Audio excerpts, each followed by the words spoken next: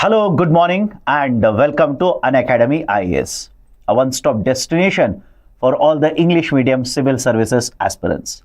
Welcome to another session of the Hindu News Analysis dated 2nd December 2024. To make the discussion wholesome, comprehensive, and exhaustive, and to cover all the important articles not only in Hindu but from other newspapers as well, I've taken totally 11 articles for discussion today. Some of them we will have a detailed discussion, and some of them are just factual in information. We will look at the facts. So out of 11 articles, 8 are from Hindu newspaper, and the last 3 which are listed here. One regarding AIDS, vaccination, that is from Indian Express. Second one, R&D funding, very less in India, from Business Line. And the third one is national air control program, pollution program control, that is regarding the fund usage problem of this initiative, is from Business Standard. So totally 11 articles, 8 from Hindu and remaining 3 from examination.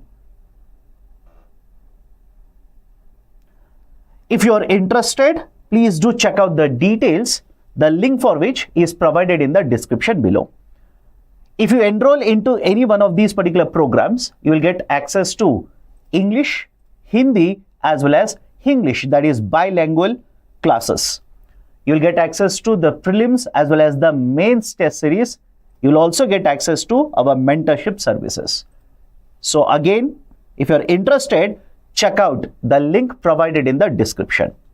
Let me start the discussion. The first article, the first and second article I've taken, which are basically in the central page, that is opinion editorials. The first article that I'll discuss is regarding the research security, which should be a national priority for India. Point number 1, what do you mean by research security? Every country which wants to develop, for example, India, or even the other countries which are already developed, invest a lot of money in research and development. And the same story is true even in case of the developing countries such as India. India invests a huge amount of money in research and development, but one concern that the author or authors are raising is the less focus in India regarding research security. What do you mean by research security? Let's say there is a company which has invested billions of dollars and has developed a certain technology. Even before it can apply and get a patent, what if this technology is leaked? This technology information regarding that is provided to some other company, some other country, and they will apply for a patent and they get the patent. Same issue can happen even when there is a cyber security threat. There can be problems regarding national security as well. For example, what if defense secrets are leaked? What if our investment proposals in certain areas where we want to invest a lot of money, develop certain technology or develop R&D, if this information is provided to our, let's say, enemy countries? So there is a lot of issue regarding the concept of national security, specifically targeting the idea of a research security. And in a nutshell, whenever you use the term research security, what does it actually mean?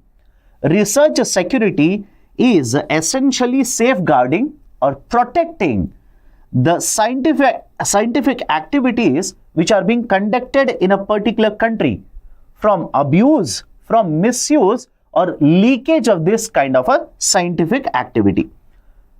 Now in other countries, for example, USA, they have a very good policy regarding research security. Even Canada has a policy regarding research security. European Union also has proposed a policy regarding research security. The authors are of the opinion that in India, this is one area which has been neglected. It has not been given a high importance, and Government of India should provide very high importance and work on this particular area. For example, United States of America, back in the year 2022, came out with a policy by the name of CHIPS Act. CHIPS, CHIPS Act of 2022. CHIPS basically stands for providing incentives to promote the semiconductor manufacturing. Under the concept of CHIPS Act, lot of incentives were provided to many companies through which the government of USA wanted to promote manufacturing of semiconductors. But any company, I repeat, any company which is covered under the CHIPS Act and gets subsidies or incentives from the government had to provide certain details regarding research security policy. For example, let's say I own a company, my company has been recognized, has been identified under the CHIPS Act, and I'm going to get incentives from the government of USA.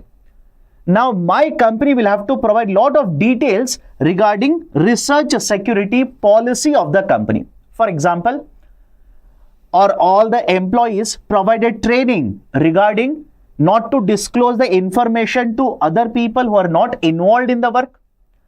I should have to guarantee to the government of USA that I will not be conducting any kind of, let's say, negotiations or any kind of manufacturing in other countries such as China, because USA views China as a national security threat. I will have to ensure that I will implement certain security measures which will protect me from cyber attacks, etc. There are multiple policies or multiple provisions under the CHIPS Act to promote and to have a research security facilities to be provided, a policy to be provided by the company. And this is not just limited to USA. Even Canada has a similar policy where research security is one of the very important areas of focus. And these countries not only provide these kind of provisions, they also have a certain list. Under the protection of research security policy, they have certain list of countries. And if a country is listed in this, then the companies in this country cannot have any kind of a relationship, cannot have manufacturing activities, etc. with these negatively listed countries. The reason behind this is very simple. They want to protect the companies which are set up in the domestic market. Because there is always an allegation. There is always an allegation that with cyber security or with cyber attacks, the confidential information can be leaked. Financial related information can be leaked. Security related information can be taken by enemy companies or let's say enemy countries. They can use this information to wage attacks on respective countries like this. Again, when I say attacks, it need not be always in the form of weapons. Even cyber attacks can also be waged. So the argument in this article is, why don't we also focus on research security then? Because Government of India focuses and promotes research and development. And I'll talk some more about research and development in a couple of minutes, don't worry. So we want to promote research and development. We want to develop a lot of technology in India. We want to file more and more patents. We have so much of investment in defense sector, etc.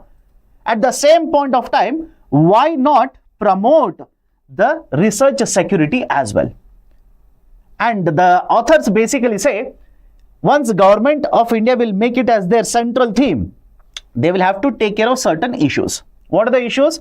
First, should it be a regulation or should it be a protection? Meaning, if intelligence agencies will start interfering and providing or imposing certain standards, certain, let's say, restrictions will be imposed.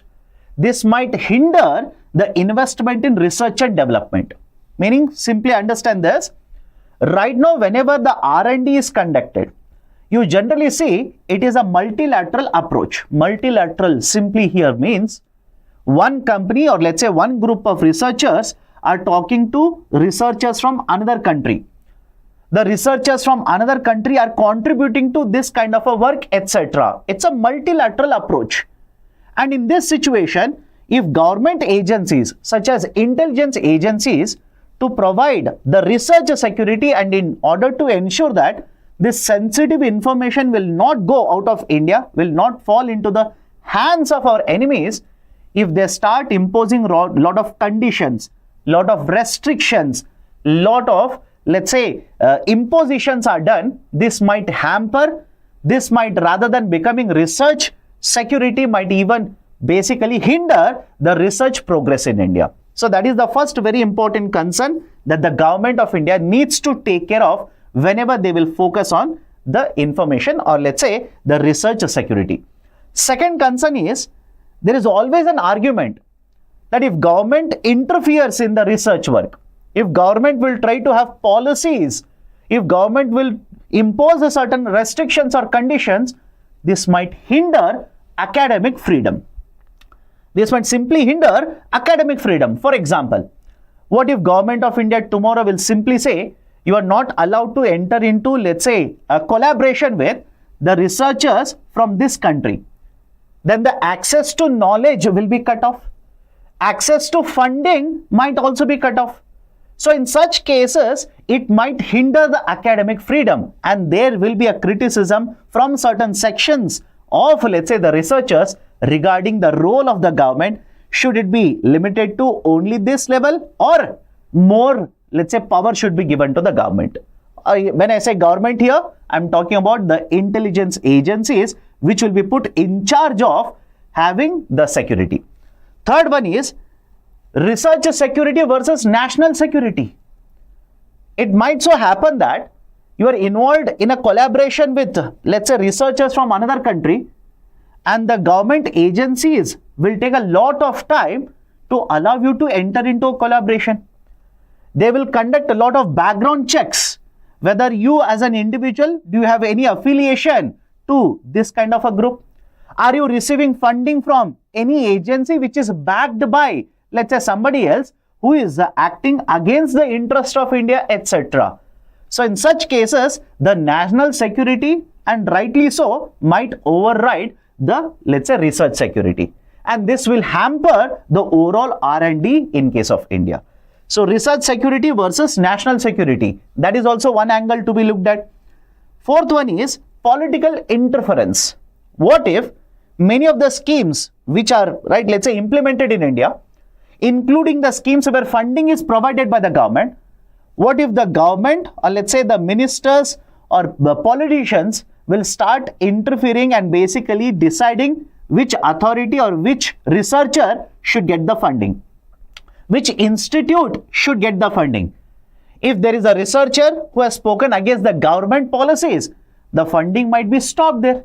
That will lead to lot of political interference, right? Rather than having research security, it might end up having more of political influence.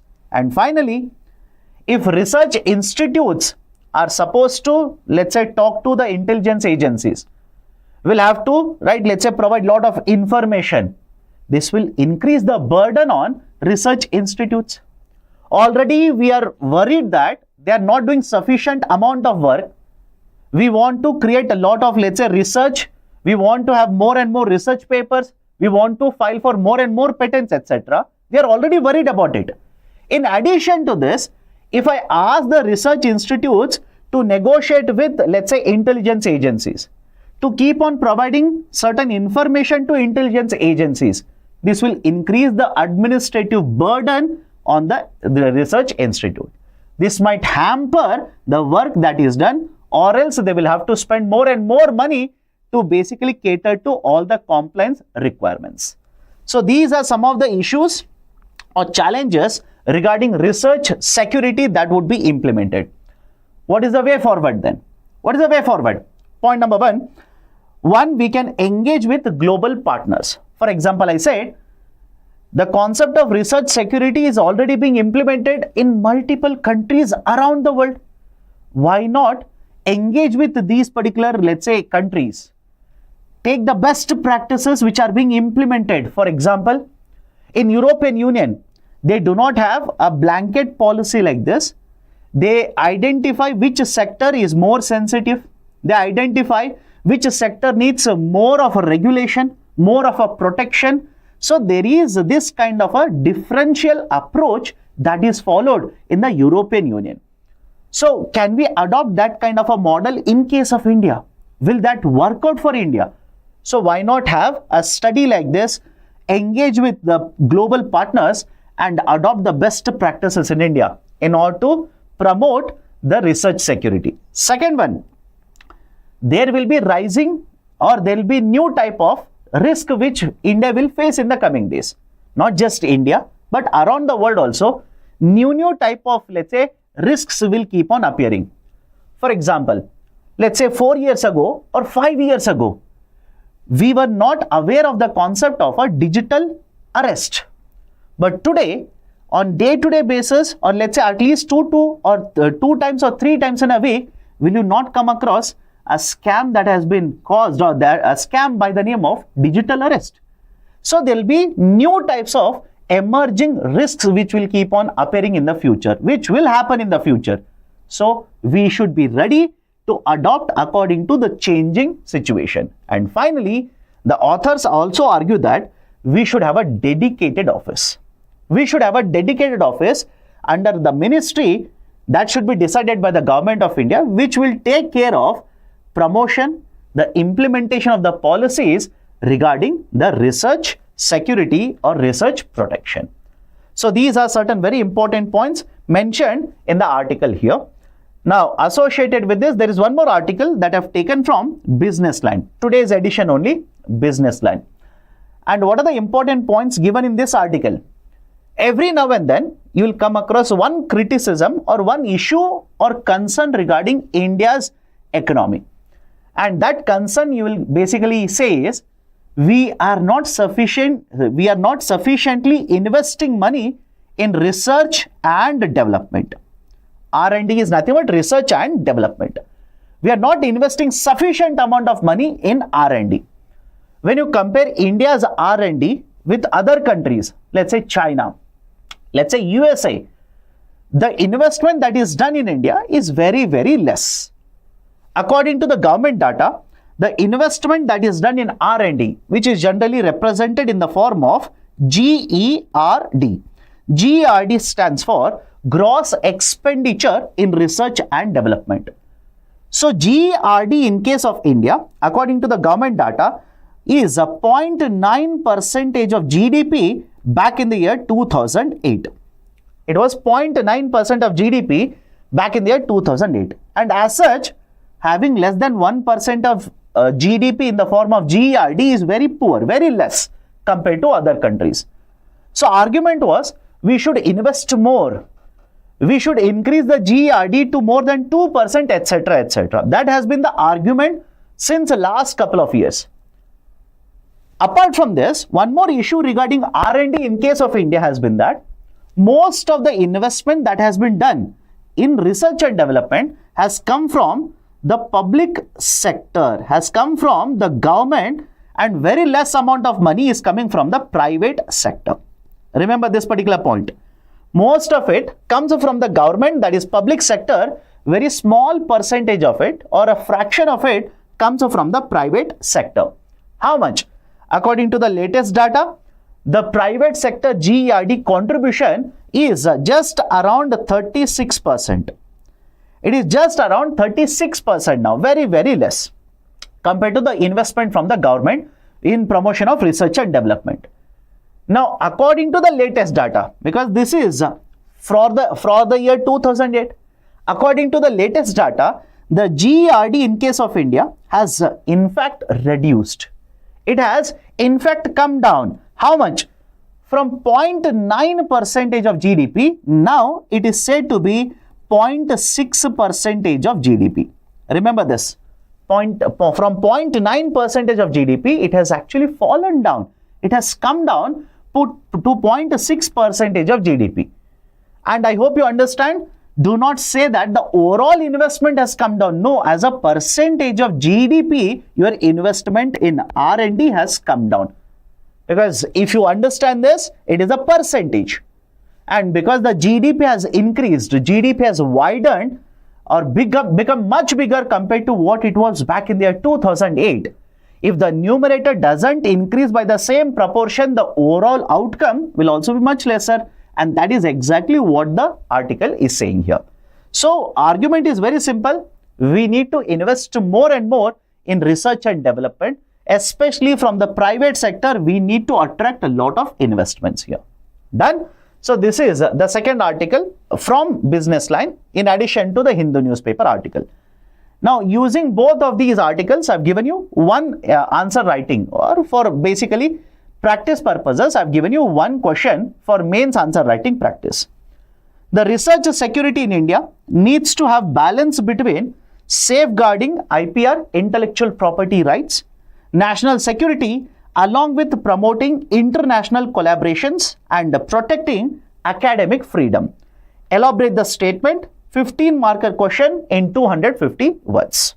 Okay, please do try out the answer writing.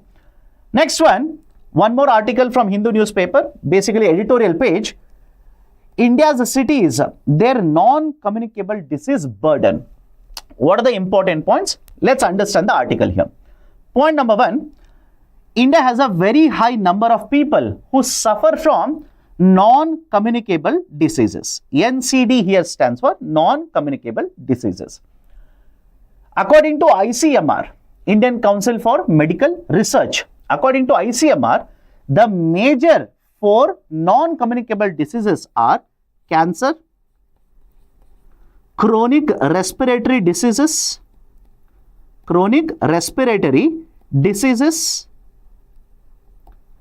right? Apart from this, there is cardiovascular diseases,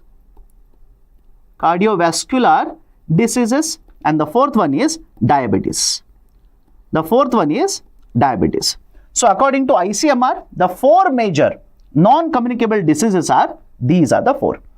Point number 2, there was a report that was published by World Health Organization, and this report by WHO states that back in the year 2019, 66% of the deaths that took place were basically because of non-communicable diseases. Is the point clear? I'll repeat this again. Understand the gravity, understand the impact of non-communicable diseases in India.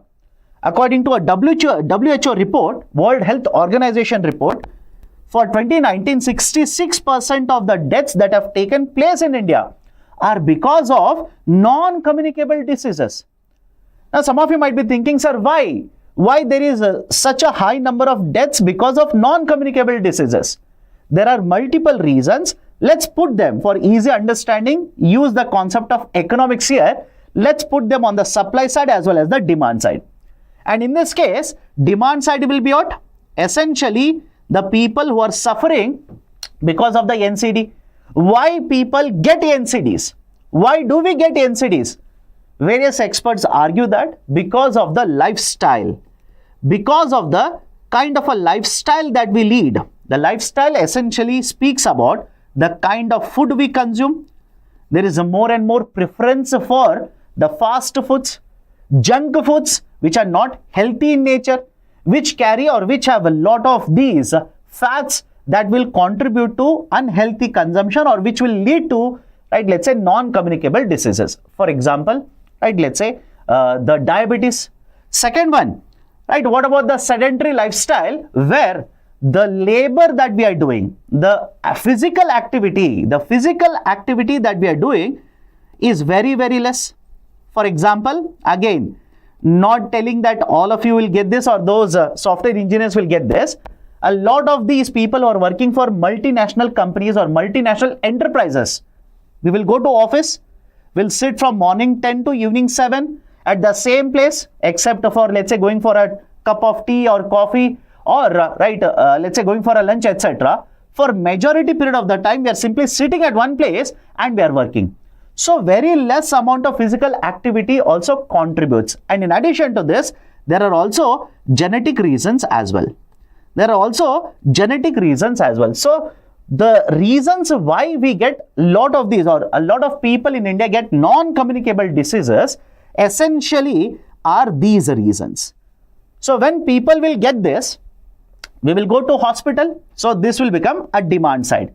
What will happen to the supply side? What is the problem on the supply side? We do not have sufficient healthcare infrastructure in India. Remember this.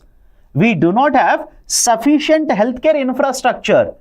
The primary healthcares, PHCs, the primary healthcare center, which is the first point of contact for many people, especially people residing in slums as well as rural India, the PHC infrastructure is not sufficient. For example, whenever you want to test whether a person, right, is having a non-communicable diseases, even before that, we can prevent that. The prevention is generally done through screening methods. Essentially checking what are the parameters, right? What is happening to the fat content? What is happening to, let's say, the BP of a person, etc. The screening methods are there. But we do not have sufficient amount of investment from the government side.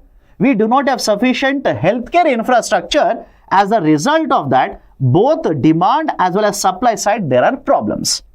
And because of these problems, the number of people who will have, let's say, diabetes in India is increasing.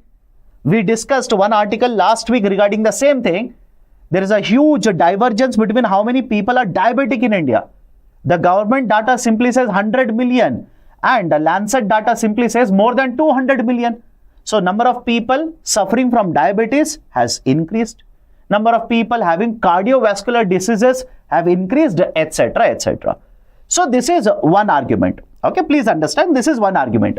Second argument, the article talks about cities, that is urban centers.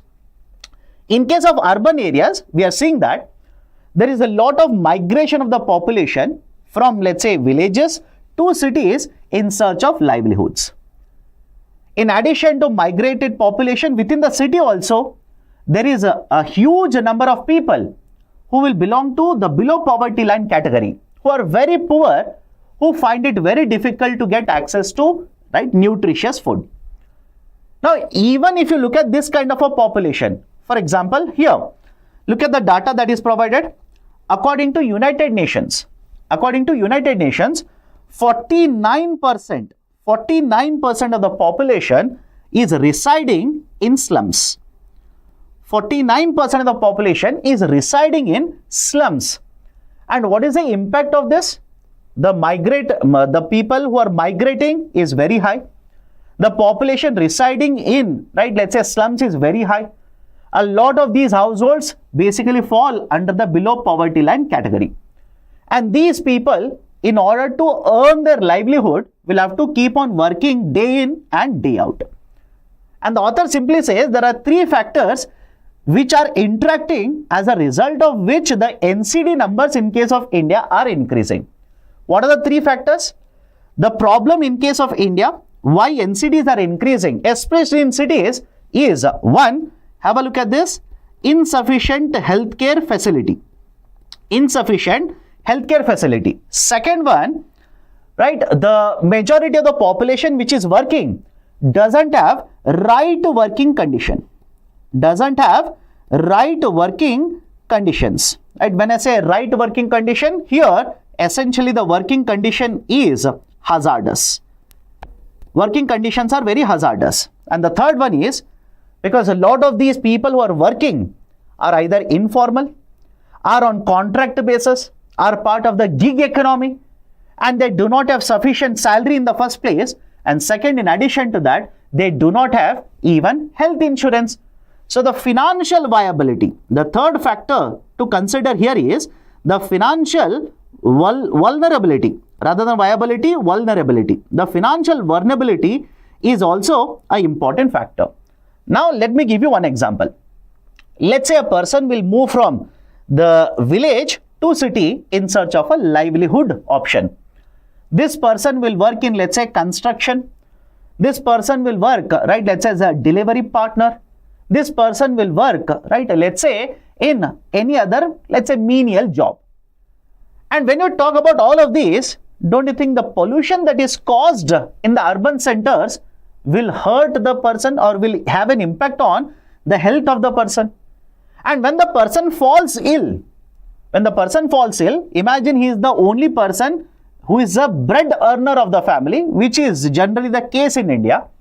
When this person falls ill, the person doesn't have sufficient amount of salary, doesn't have sufficient amount of savings, and the person doesn't have insurance coverage also. As a result of this, what will happen? I'll come to the point here. Out of pocket expenditure. Remember this particular term. Out of pocket expenditure is very, very high. How much high? Right, understand this. According to Government of India's data only, that is according to a survey conducted by the ministry, the out-of-pocket expenditure in the last decade, somewhere in the year 2013 and 2014, was in the range of 64%. Understand this, out-of-pocket expenditure. What do you mean by out-of-pocket expenditure? When you go to take care of your health to a hospital, how much of the money that you pay, how much of the total amount for the treatment you pay from your pocket? How much money is paid from your pocket to get the treatment out of the total expenditure? So that is essentially, it was 64% in the last decade, 2013 and 2014. But with government policies, with many of the schemes at the central, state level, etc., no doubt, the out-of-pocket expenditure, according to the latest survey which has been provided, has come down. It is around 39%. It is around 39% now, but even this 39% number is on a higher side. It is on a higher side. So have a look at this. The person who is working, let's say sanitation worker, a sweeper for the municipality, right? The person who is carrying certain goods for delivery, working as a delivery partner in a gig economy. These people do not have sufficient source of income, no protection in terms of insurance, and third, out-of-pocket expenditures are also very high. This will basically lead to more financial troubles for the household. So the argument of the author here is very simple. We need to change the policy. We need to make better efforts. Reason being, the population which resides in urban centers is already very high in India, and it is not going to come down. According to a report, the number of people who will reside in cities is going to only increase to 50%, 60% in the coming decades. So we need to change the policy. We need to ensure that these marginalized sections, the term used here is marginalized sections. These marginalized sections are taken care of, are provided with certain assistance. And as such, already I've told you this, government has taken many initiatives in order to provide healthcare services to the marginalized section. But what is the way forward? What more can we do? Can we have, on one side, can we have technology to track, right, or to implement certain policies where screening can be done in a better way? A database can be created of these people who are basically facing the threat of non-communicable diseases. Because generally when the surveys are conducted, certain sections of the society are more vulnerable to get NCDs. So can we use the technology to monitor, to implement policies, etc.? At the same point of time, can we educate people more and more? Provide more and more education, again in terms of maintaining health, protecting oneself, because remember this, prevention is always better than cure. Prevention is always better than cure. So why wait when the person gets the disease and try to treat him, provide him comfort, etc.? Why not provide right information, educate them in order to protect themselves from getting non-communicable diseases? So that is the way forward which has been provided by the author here. In addition to this, please remember a couple of more points. Government of India already has set up a Center for Non-Communicable Diseases. Please remember this. Government has already set up a Center for Non-Communicable Diseases back in the year 2015 itself. Back in the year 2015. And Center for Non-Communicable Diseases functions under National Center for Diseases Control, NCDC. It functions under National Center for Diseases Control. Done? So these are certain very important points regarding the editorial provided here, or opinion column provided in the Hindu newspaper.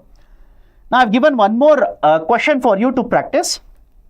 The rising cases of NCDs is a result of multiple factors, and it will take participation of all the stakeholders in India to overcome its burden.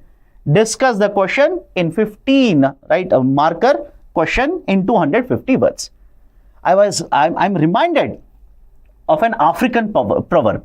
Looking at the question, I'm reminded of an African proverb. There is a proverb which says, it takes a village to raise a child. It takes a village to raise a child, which again, the importance of that proverb is saying that everybody in the society will contribute, right, to basically the growth of the child, right? Not just the physical, but also the mental aptitude. But the same argument you can put here in order to address the burden of non-communicable diseases on Indian economy or in the Indian society. It's not just the duty of the government. We also need to contribute in that. We also need to be aware of what is right, what is wrong, how to approach these kind of issues, etc. That's the reason I said I'm reminded of an African proverb which says it takes a village to raise a child. Okay, now let me go to the fourth article now. De-Dollarization. Mr. Donald Trump has warned the BRICS nations of 100% tariffs if they undermine US dollar. What are the important points given here? Let's understand. Point number one, right now, if you look at the usage of dollar, again, when I say dollar here, US dollar. If you look at the usage or the importance of US dollar, it is one of the very important reserve currencies which is used across the world, across the globe for multiple transactions.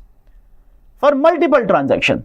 In fact, the article itself says around 58%, around 58% of the forex reserves held around the world are in the form of US dollar itself. Around 58%. And even today, lot of the transactions in the international market are settled by using US dollar itself. Settled in the sense, let's say I will purchase certain commodity from the international market. I will make a payment in the form of dollars. Right? So even today, lot of transactions in the international market are settled using US dollars. And that has been the importance and that has been leveraged by USA for multiple policies to implement across multiple countries. Let me give you one example. When Russia invaded Ukraine, one of the usage of the dollar was found by USA. That is, they weaponized the dollar, used the dollar usage to restrict Russia's activities. In a nutshell, what I'm saying is, there is a system called as SWIFT system. SWIFT essentially stands for Society for Worldwide Interbank Financial Telecommunication. Using SWIFT system, the banks which are transacting across the borders, which want to conduct transactions across the border, communicate with each other. So the participation of many of the banks from Russia was barred, was not allowed within the SWIFT ecosystem after Russia attacked Ukraine. And this has raised concern among many other countries. That is, the concern is, if tomorrow we take certain measures or we take certain steps which is not acceptable to USA, will USA again weaponize the dollar? It can hamper economic activity. So what happened after that was, many countries, including BRICS community, including the BRICS group of countries which are called today as BRICS partners, because earlier the partners, or let's say the number of countries was limited to only BRICS countries, now it has been expanded. So the BRICS partners very recently had a discussion and said, can we use any other currency apart from dollar to basically conduct transactions within the group of countries? Can we have that kind of a concept? It was simply discussed. We do not have any kind of currency which is acceptable to all the BRICS partners as of now. It was simply discussed. Although India said they have their own concerns regarding the BRICS, let's say the currency or common currency that is being proposed, India had certain concerns and they raised during the meeting. And this was happening during the USA presidential election campaigns that are being conducted in USA. And at that point of time, Mr. Donald Trump, who was the candidate earlier, now is the president-elect. The candidate, Mr. Donald Trump, simply said, if the BRICS community will shift away from usage of dollar to any other currency, I will impose tariffs on them. And the same argument has been put forward by Mr. Donald Trump again, right, in a tweet or in a notification. Now, whether he will follow it up once he becomes the president, you will have to wait and see. But the argument essentially here is, why do they want to keep on having a domination in the global market? Please understand this. Whenever you conduct transactions using dollars, your dependence on the dollars will always keep on increasing. Your dependence on the currency will always keep on increasing. And if you do not have sufficient number of these currencies, you are in trouble. You are in problem. Right? So that is the reason more and more countries want to move away from usage of the dollar. Apart from, right, one concern, main concern is weaponization. They want to move away from usage of this dollar and they want to use other currencies. China is promoting their own currency to conduct transactions in the international market. India also is promoting the concept of internationalization of rupee, where we want to promote usage of rupee not only in India but in other countries as well. We are promoting the concept where the trade settlement can happen using domestic currencies only. For example, we are doing that with Russia. We are talking about that with UAE, etc. So trade settlement in local currency.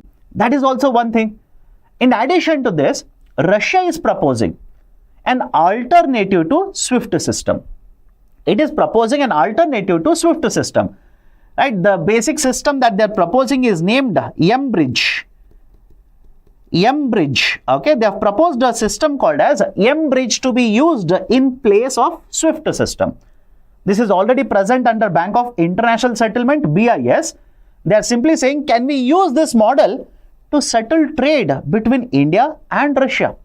Can we use it as an alternative to the SWIFT system where the Russian banks are prohibited now? So these are some of the things against this. Like I said earlier, Mr. Donald Trump has stated that if we move away from usage of dollar, then 100% tariff. And what do you mean by 100% tariff? If I use any other currency apart from the USA dollar to conduct transactions, and if I export anything to USA, when the product will land in USA, the government of USA will be imposing 100% tariff on it. Right? So these are certain very important points regarding the concept of de-dollarization mentioned in the newspaper article today. Okay, so MCQ 39. Consider the following statements. USA dollar is one of the currencies used to determine the STR value. STR stands for Special Drawing Right. It's a reserve asset which is issued by IMF. That is the statement number 1. The central banks hold their foreign currency assets only in the dollars as it is freely usable. And finally, the third statement here. Majority of the forex reserves held across the world are in USA dollars. So 3 statements. How many of them are correct? Do let me know in the chat section. If you do not know the answer, have patience. I'll discuss the answer at the end. Next, yesterday was World AIDS Day. The government of India from 1992, remember this, from 1992 has been observing the 1st of December as World AIDS Day. And in the year 1992 itself, the government also implemented a policy to address the issue of rising number of AIDS cases in India, HIV cases in India. Now, yesterday, because it was a World AIDS Day, there were certain statements which have been provided by the minister. Let's look at the importance of the statements. Like I said earlier, from 1992, the government has been, basically observing the 1st of December as, because it was announced by WHO, we have taken that. Okay, I'm sorry, United Nations, we have taken that. So, the minister says, the new HIV infections have declined by 44% in India, right? But even then, how many people have HIV in India? According to the data provided by the government, 25.4 lakh people, 25.4 lakh people in India have HIV, and that's a very, very high number, very, very high number. and ought to basically ensure that people who contract HIV are provided all the services that are required. Essentially, from, right, let's say the services of prevention, although once you contract, you can't go back. So from prevention to, right, to treatment to maintenance, all of this is being done by Government of India now. All of this is being done by Government of India.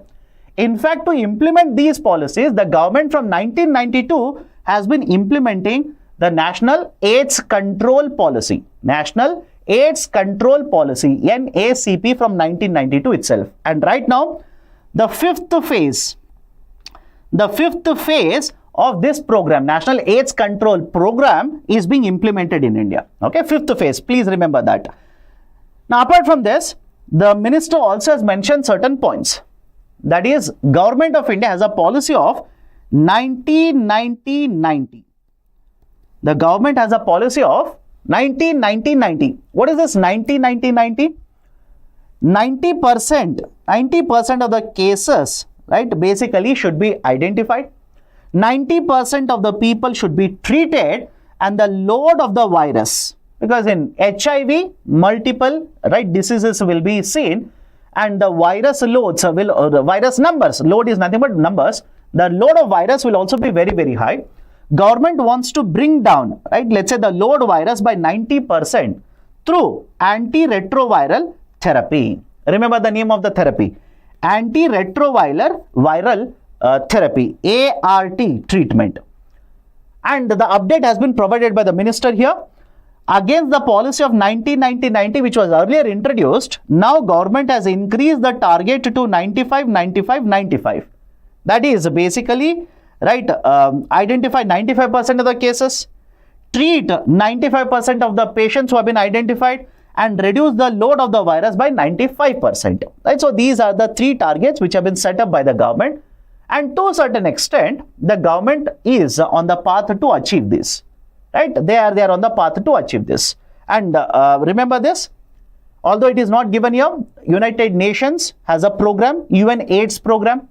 The Government of India has a program to basically address and resolve the issue of AIDS over a period of time. Done. So these are certain points regarding the World AIDS Day that was seen yesterday. But I felt, compared to that information that was given in Hindu newspaper, I felt this was much more important. This article was much more important. What is the article? Until very recently, there has been this kind of a concern regarding AIDS, that it is very difficult basically to synthesize or to have a vaccination against AIDS. But against this, please understand, there is a pharmaceutical company, Gilead. This pharmaceutical company now has developed drugs. The name of the drugs is lenacapavir, and the drugs is sold, even in India it is available. The drugs is sold with a market name or a brand name of Sunlenca. Okay, this is the name of the drug that is available. Now, what is the importance of this?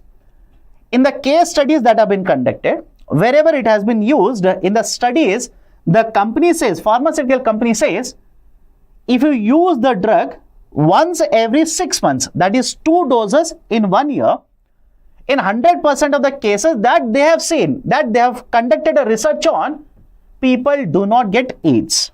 People do not contract AIDS. Right? And that's a very, very important information, because until now, the thought was, no way you can protect yourself from getting AIDS. But now the company says there is a way. There is a way. You can get the dosage, 2 dosages every year, and you can protect yourself from contracting AIDS. Right? This is point number 1, which is mentioned here. Point number 2, this company has entered into agreement with multiple international companies, including one company from India, the Reddy Laboratories. Remember the name. There are multiple companies with whom they have signed an agreement. This was there in the newspaper a month ago, where the company is saying you can manufacture this drug and sell it in certain territories like this. That is the second very important point. From India, Reddy Laboratories has entered into that agreement. Point number 3. Now the company is saying this will be available in many countries. Right? It will be available in many countries. But one concern that has been raised by various experts is that right now they are not covering, right? They are not covering the region of Latin America. They are not covering region from Latin America. And why this is a concern? The number of cases where people are contracting HIV in Latin America is very, very high. And as such, there is a social stigma that is attached whenever a person contracts HIV. In fact, the minister in yesterday's speech says, even a person who contracts HIV can lead a normal life compared to the earlier thought where generally it was seen that the person who contracts HIV will pass away very soon, will die of multiple diseases, etc. Now the minister says, no, that is not the case. You can live a very longer life. You can even have children who will not have any kind of HIV, etc. So the same situation exists even in other countries. That is, in the Latin American countries, it has been seen it is a social stigma. People are afraid to go to, let's say, medical shop and ask for tablets. Why? Once they are identified as a person who has HIV, they will be castigated. Right? So that is the reason many experts are saying, why are you not covering Latin American countries? Expand the coverage even into Latin American countries. Done? Right? So this is the name of the drug. Please remember, very, very important. Very important. It is the first drug according to the company which has 100% efficiency. 100% efficiency. Okay? Done. Next, right, a very big article is given, but let me summarize it in short because in the earlier sessions also we have discussed a lot regarding Google versus let's say the DOJ or let's say many other countries where they are taking action against monopolistic nature of Google. Now the Department of Justice of USA government has proposed to break up Google. They have given certain proposal, and again please understand, when I say proposal, they have submitted this proposal to a district court in USA. It is the same court which found that Google is acting like a monopolist, right? Because of a very high market power or very high market concentration, the USA district court judge observed that Google is a monopolist. So what is the solution? The Department of Justice has given a proposal to the district court now. What is the proposal? One, simply take away the business of Chrome from Google and sell it to somebody else. Divest it. Divest means simply sell away the ownership. Take the ownership of this Chrome or the product Chrome and sell it to somebody else. Let anybody else operate this, provide the services of the search engine. That is the first. Second, generally it has been seen that the company Google enters into agreement with multiple service providers or multiple companies where the products of Google are pre-installed, are provided by default. For example, when you purchase a mobile phone, you start the mobile phone, new mobile phone, the products of Google are already pre-installed. They are already pre-installed. For example, Google Chrome. Now this will not give a choice to the consumer. There is no choice for the consumer. So what the DOJ has argued is, whenever these kind of products are offered to consumers, there should be options. The consumer should be allowed to choose whether they want to install Chrome or they want to install anything else. That is the second recommendation. Third recommendation provided by the DOJ is that once you divest the Chrome to some other company, sell it to some other company, do not allow Google to again enter into the search engine business for the next 5 years. Do not allow it to enter into the same business again for next 5 years.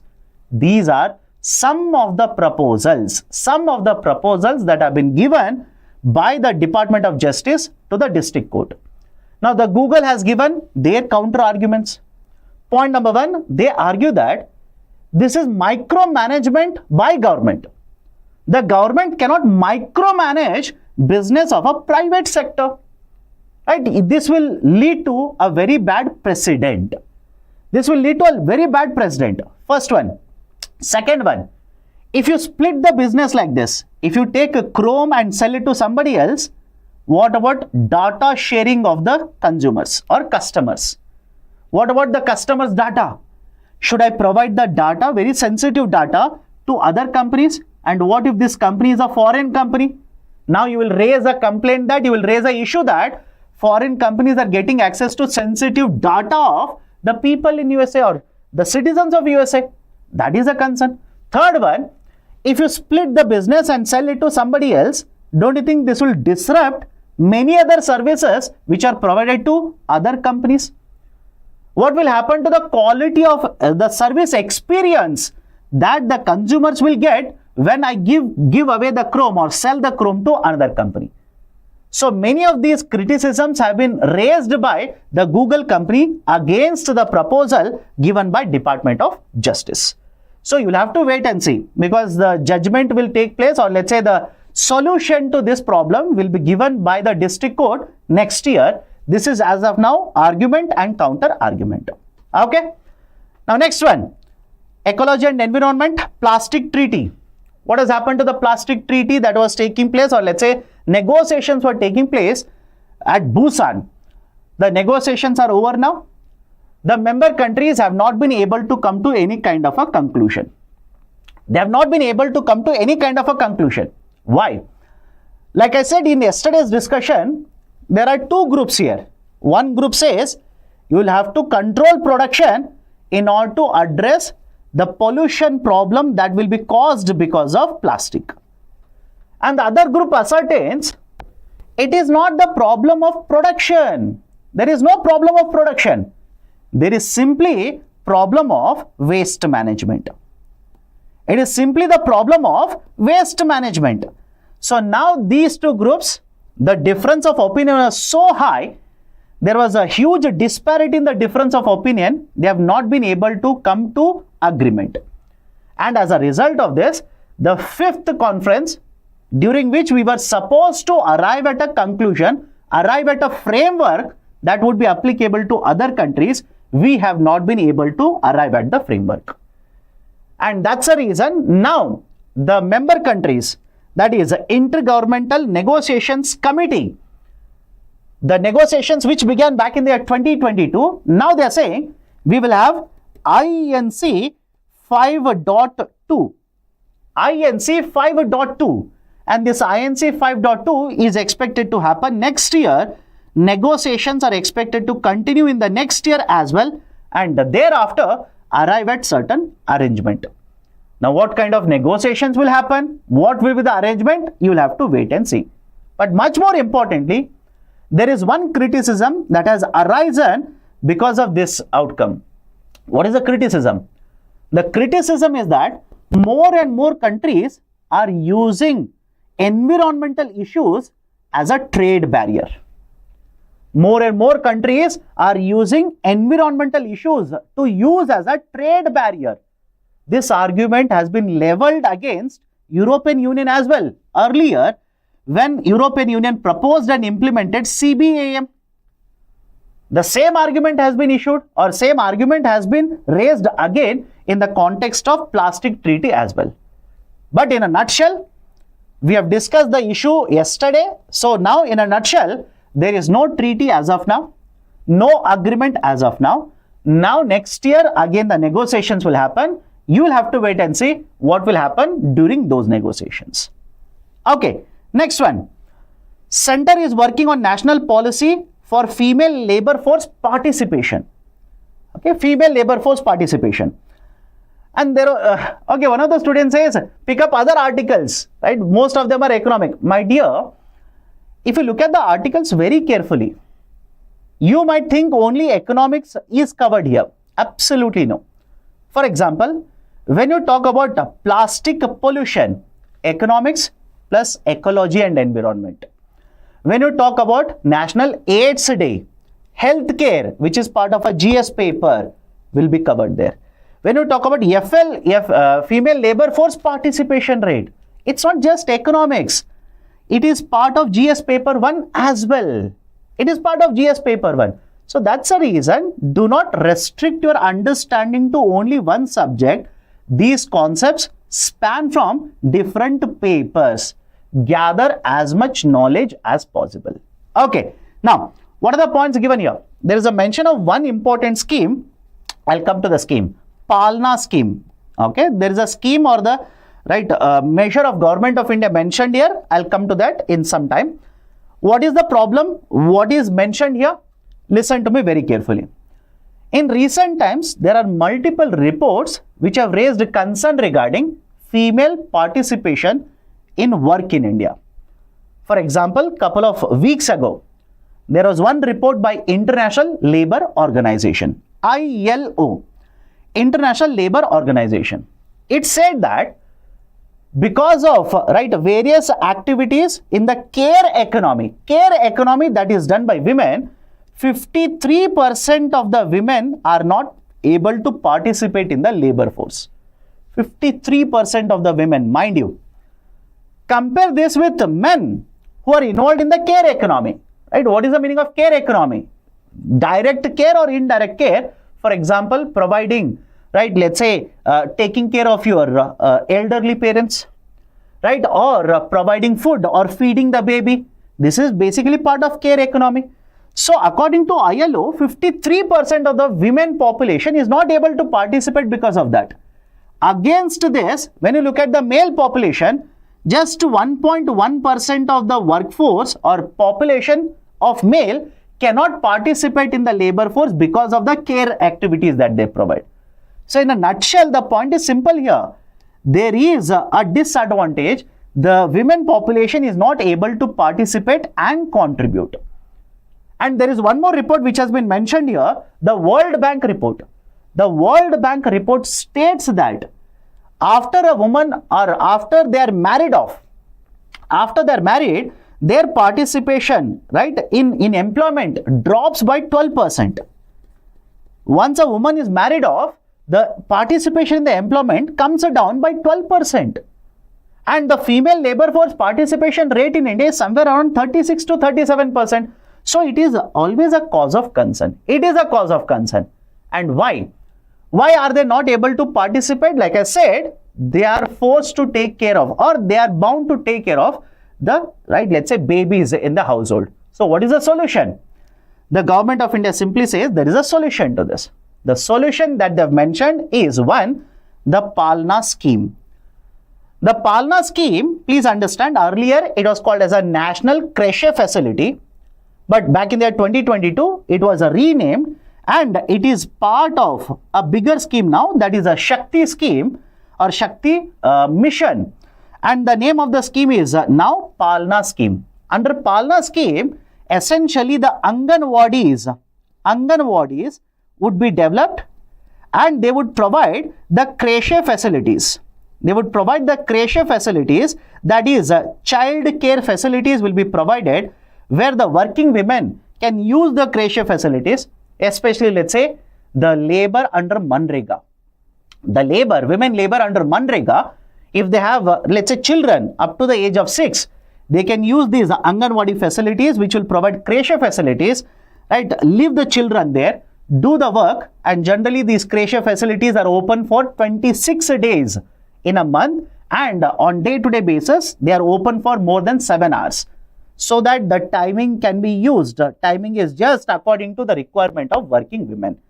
Right, so this scheme has been mentioned. Please remember, right, this is one of the solution. The government says the women can use the scheme and also participate, right, in the labor force. Done.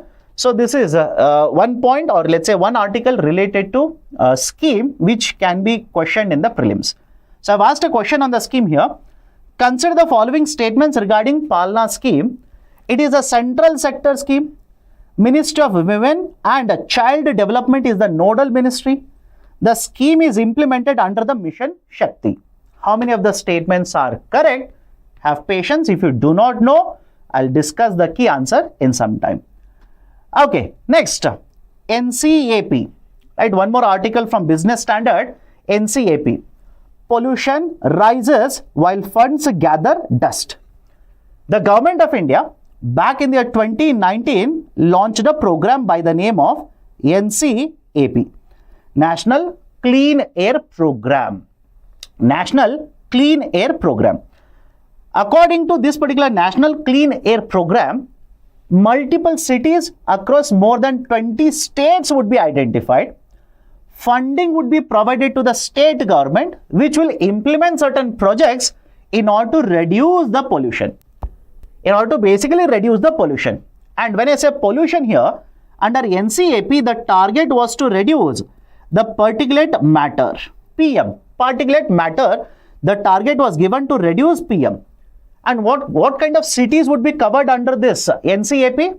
The article simply says, those cities which, right, basically, which had very high amount of particulate matter, and those particular cities which will have, right, more than million population will be covered under this, and funding would be provided. The states are supposed to use it to reduce pollution, to reduce the emission of the PM, okay, particulate matter.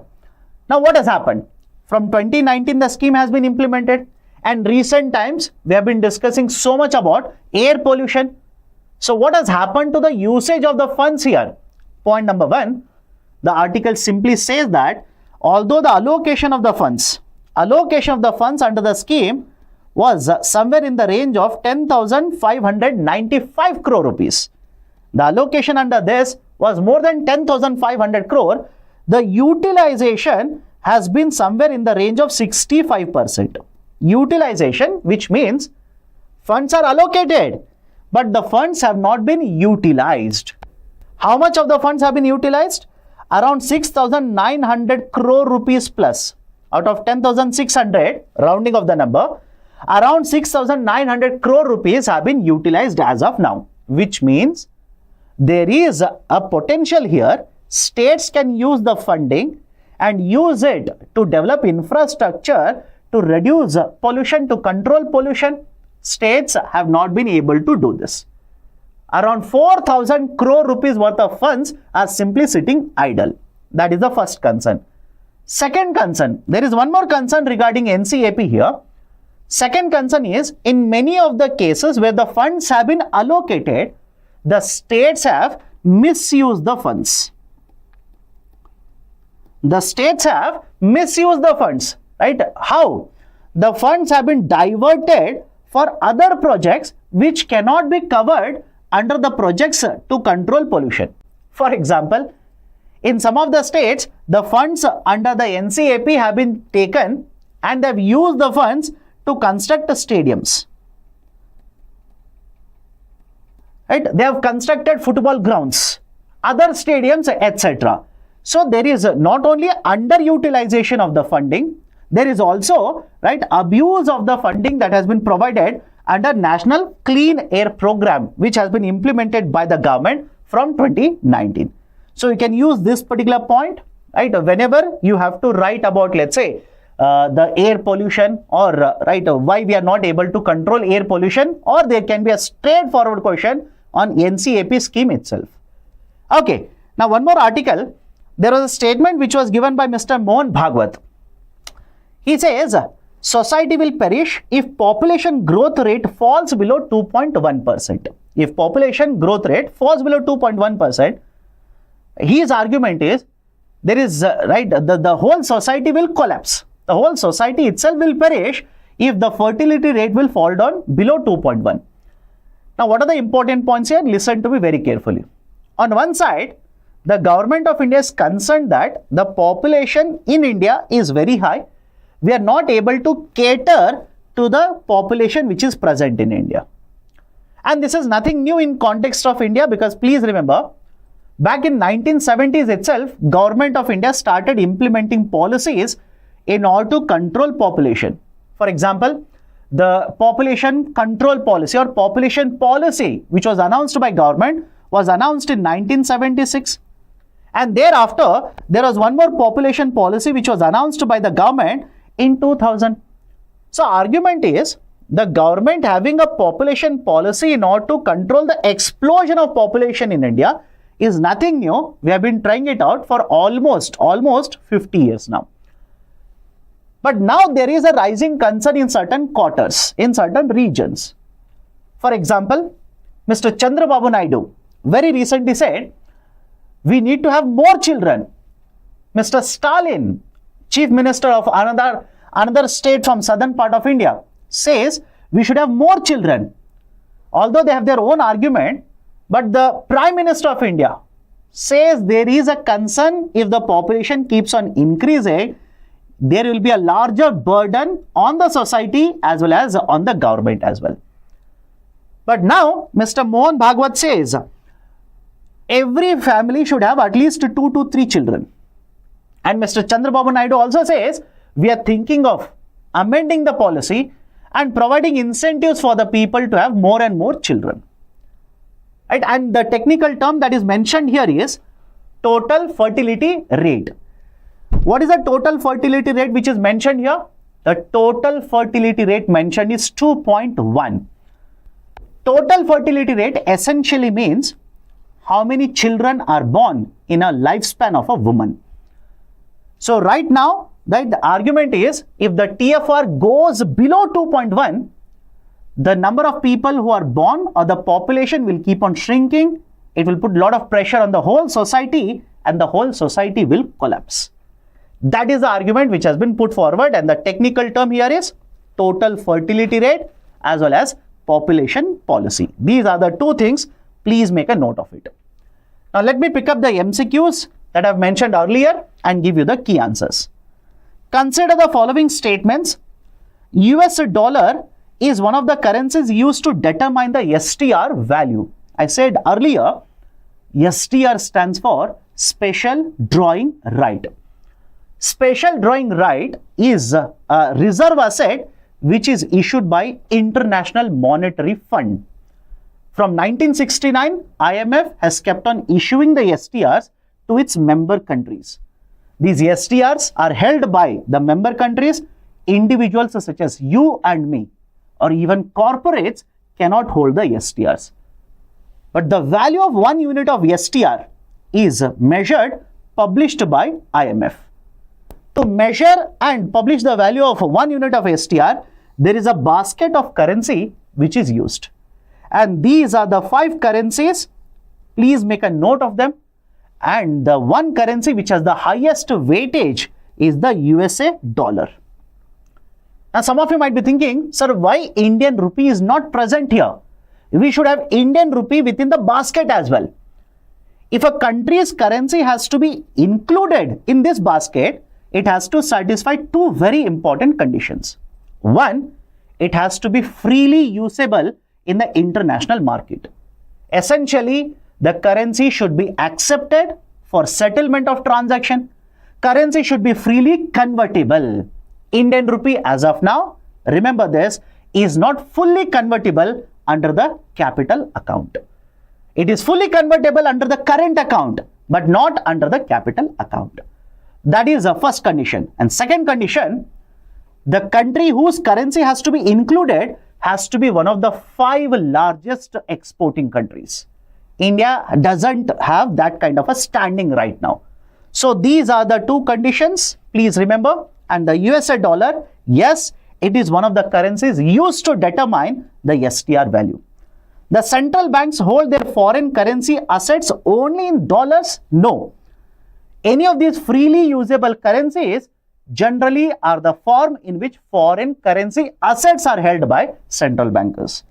Majority of the forex reserves held across the world are in US dollars. Yes, I have told you in the article itself, 58% of the forex reserves are in US dollars.